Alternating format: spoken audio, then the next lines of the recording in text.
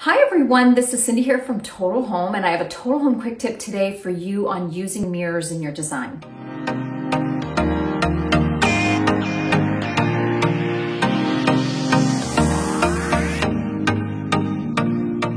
One thing that I want you to keep in mind is when you're using a mirror, whatever your mirror reflects becomes your artwork. So you want to be careful and cognizant of what you're actually reflecting back into the room when you're using a mirror.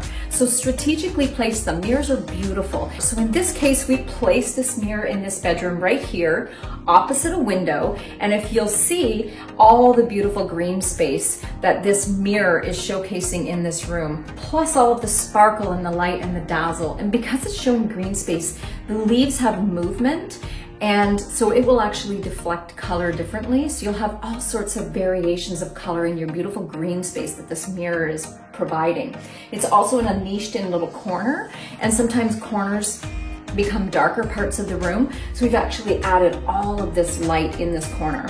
We also picked a frame that had a reflective value to it as well, which added that extra oomph. So it's important to remember that sometimes you can actually misuse a mirror. And so for example, a lot of people automatically want to put a mirror above a fireplace, but sometimes all it's reflecting is the ceiling and the light fixture. So it's really not in service to you. So be careful where you place your mirror. Always look at what it's reflecting back to you, because it will become artwork on your wall. You can use different decorative mirrors that have less mirror surface and more frame, decorative frame, if you want to use it in other areas where maybe you don't have a window to reflect and bring in all that beautiful natural beauty that the mirror needs to bring in.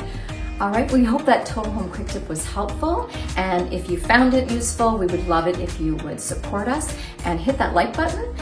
You can also share it with family and friends. So until next time, we hope you have a fantastic day.